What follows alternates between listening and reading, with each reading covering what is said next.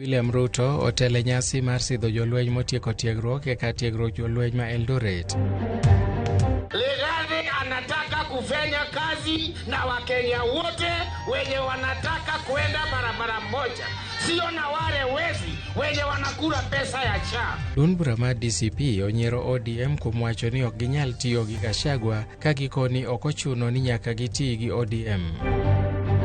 We arrested 6 persons within Narok County and they are appearing in court today. Auchiel omaki Narok bang' yudgi kod yedhe ma ok opuodhi mag nego kute.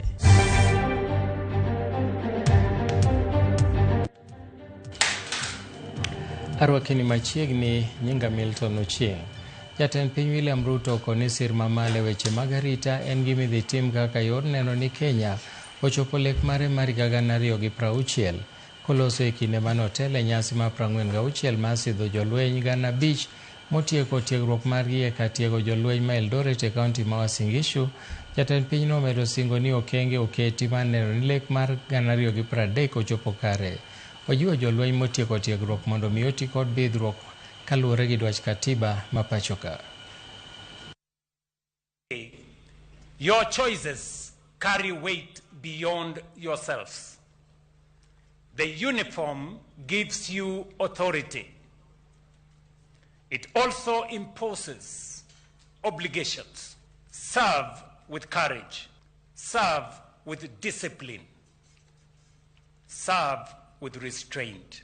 These new soldiers are inheriting a proud legacy. The Kenya Defence Forces is respected across the continent and beyond for outstanding professionalism, discipline, and service. From securing our borders to peacekeeping regionally and across the globe.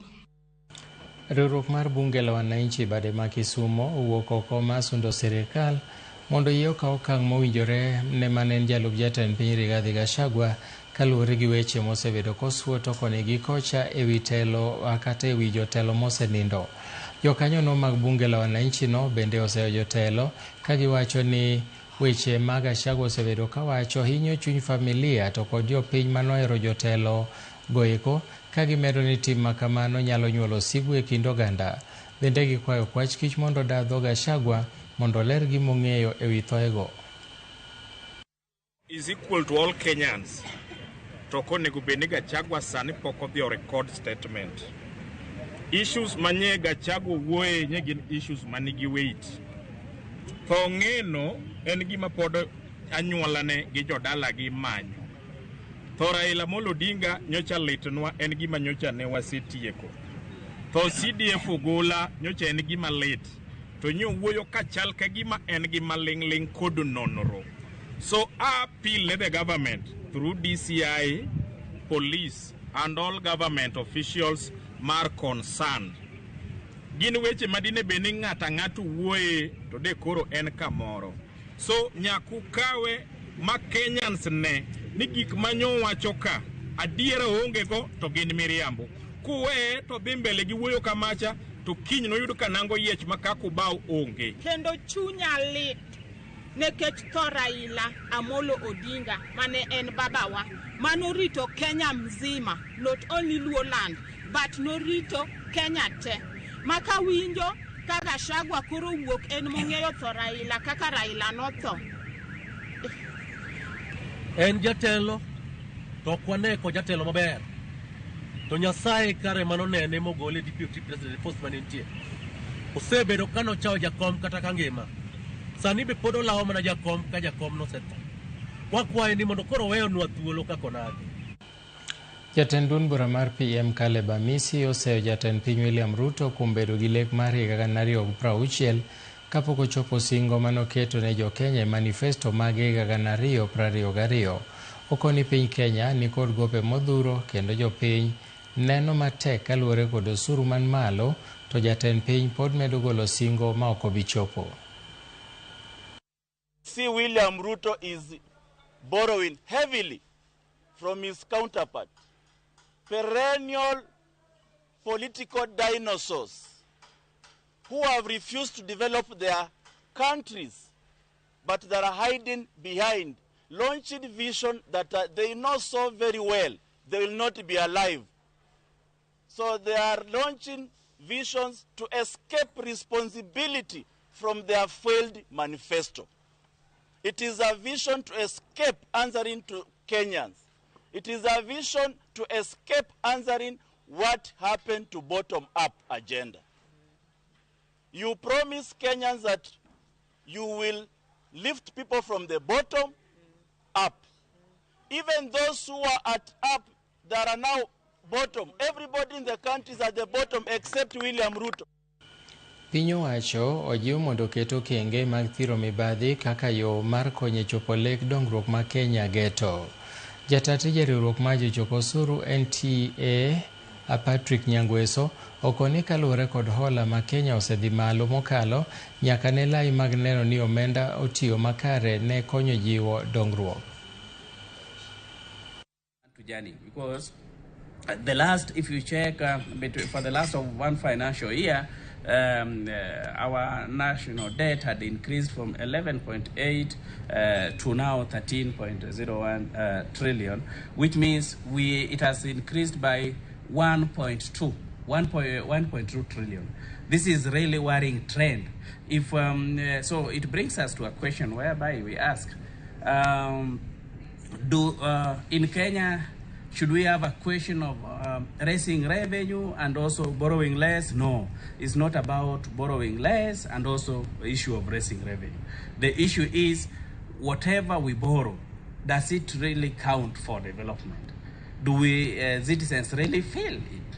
I saw yesterday, and we thank the president for really a call for the Beyond Vision 2030. But you know, Beyond Vision 2030, all this will be achieved if we are financially sustainable. You have seen politicians riding around. Huh?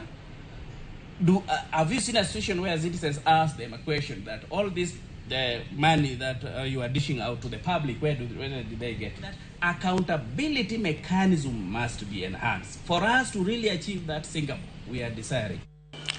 Jodong gweng' e kaunti ma Migori ma pok oyudo omenda maromo siling 3,000 ma piny owacho nosechako chiwo ne jodong gweng' e piny Kenya mangima koro dwaro mondo mi piny owacho pargi e kinde ma jodongo moseyudo omenda gi to puoyo piny owacho. George Juma nigi ler mathoth.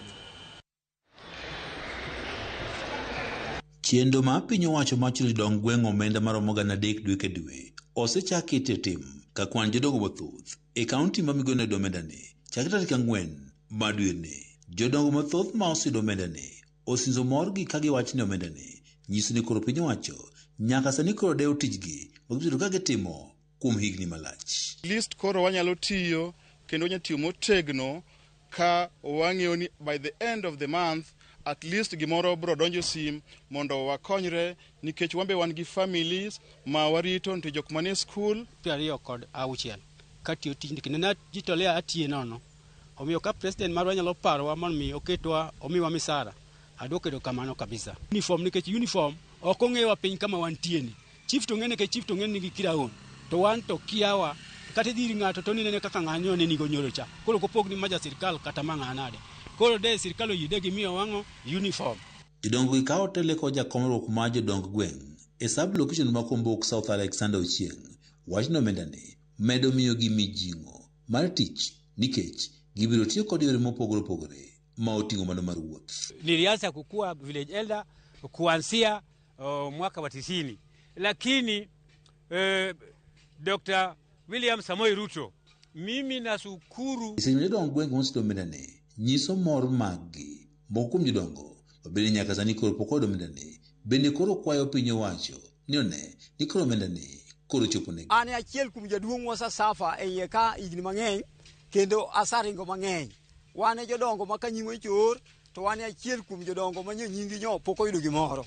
Akwayo our president moritowa gi jaduong' Raymond Omolo to ging'iye jodongo gi mondo mi jodongo gi boyud gimoro. President Ruto omiyowa pesa mane nyaka nene achak tiyo pok aneno pesa momiyo ji to kaka an pesa ninga ok oduogo. Akwa president Ruto ni kiyie nyingwa oduogo wa joma nyingi gi ok oduogo ni. Nyinga nyo ok oduogo. Taja duong' gweng' marito ji udendi chakre 94. Agombo ni kuom ywak nani mondo president winja kaachiel gi Raymond Omolo. Wan jodongo manyoko yuto ya wendo sub location ka. Woman rep machon ma kaunti migodo Dr. Melo Odhiambo opoyo piny owacho kuom jodongo chudone kawacho ni thoth jodongo osebedo katiyo matek ne piny owacho kuom higni malach maonge chudo. Kini gisetime higni gi chuny maber kendo gisekonyo sirkal nikech gito ema gikonyo nyaka chiefewa ga assistant chiefs mondo oyud weche matimore ka gi kacha ma sirkal nyalo wuoye. Nyaka ne Kenya yudo uhuru almost 60 years ago to gima kama pok otimorega. Dr. Odhiambo bende komachielo koro kwa piny owacho ni kinde mabiro obiro medo wi pesani ma ichulo jodongo e gwenge ka bende medo jodong gweng' bende nyaka sani kopok omendani bende ber komendani koro choponegi. Momigi nene pod tin to anta na wadwago ni kato tin kamano to mokwongo wago uwero kamano koro iwagini to ang' wana chwala nikech kaka piny medo dhi mbele gi kaka wadak sani weche mag uchumi odhi mager sana. George Juma, Ramogi TV, Migori. Riwruoge makedo ne ratich oganda Mombasa koro dwano obila mondo tim nonro mapiyo kendo gikaw okang' mowinjore na chije duto mitudo gi wach monjo kendo rodho rowere e dhood bura ma kaunti ma Mombasa. Ka giloso gi jofwamb weche Mombasa, jokanye riwruogno koni rowere manomonji ne gin mago mane hingo odiechieng' mar rowere e piny mangima kendo ne gidhi chwalo kwayo negi e od bura e ma kaunti ma Mombasa mondo mi otwagie moko kuom dwachgi. Ginyiso luoro ni masiche mag monj kidek medo dhi nyime pachoka ka dipo ni ok bikaw okang' mowinjore ne achijego to chutho e kinde ni mabende kampen mag siasa osechakore. Afisa wa juu ngazi za juu hapa Mombasa akiwemo Coast Regional Commissioner Ali Nuno ametuahidi kwamba uchunguzi unaendelea na hawa watu watakamatwa. Sisi wenyewe tumeweza kufanya kazi yetu kuweza kuwatafuta na zile picha za hawa watu tumeweza kuzipata na tumeweza kuzifikisha kwa vitengo vya usalama na tunataka haraka iwezekanavyo hawa watu washikwe, kwa sababu tukiwacha hili swala likiendelea hivi na tusipochukua hatua hivi sasa ni kumaanisha siku zitakazokuja zitakuwa siku nyeusi kabisa. Kulikuwa na wanasiasa ambao walikuwa wanahusika kwa masuala yale yaliyotokea jana, kwa sababu hata wakati tulipokuwa tunakuwa attacked, mmoja wapo nikiwa ni mimi na hivi sasa nafaa kufanya kuchukuliwa matibabu, ni jambo ambalo walikuwa tunaona wakiliangalia na kulishangilia kwa kina, kwa sababu walikuwa wamesimama hapo kando na they were not taking any action. Tutarudi kwa county assembly kupeleka ile petition ambayo tulikuwa tunapeleka, lakini ni jambo la huzuni sana kuona hata mwanamke anaweza kupigwa katika public office kama ile. So this is uncalled for and we want the police wachukue hatua yao za kisheria. Wenzetu hivi sasa wamelazwa, mwingine amelazwa kule Makadara, mmoja yuko hapa.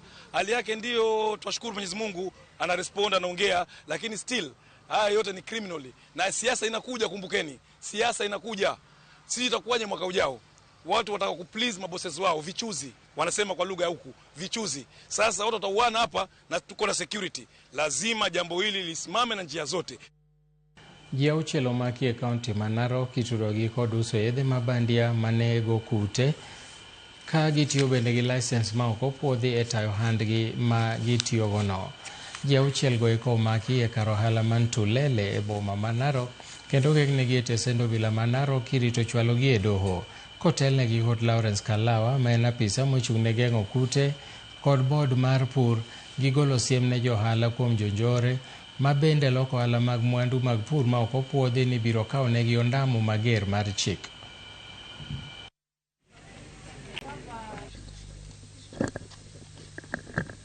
Some are on from our neighbors, others coming as far as China, illegal pesticides. And we are making this announcement that this week we are in Narok County with the police officers, with the press, with the PCB team, to try to crack down these illegal pesticides. And as at yesterday, we arrested 6 persons within Narok County, and they are appearing in court today. Assorted pesticides were being impounded, seized, and total street value about 500,000 Kenya shillings. There are also those who are genuine traders. They are facilitating this illegal business because we have found good pesticides or genuine pesticides together with the unauthorized pesticides. And our understanding is this person sitting at that shop also has a knowledge they are going to cheat the farmers. Yet they know these are not allowed for use in Kenya. That any person who is selling pesticides must have a qualification of a certificate in agriculture, or animal health, or environment, or other related subjects. And the certificate of the person who is at the shop dispensing the pesticides, the certificate is displayed in the shop or in the premises, and a photograph of that person is displayed in the shop.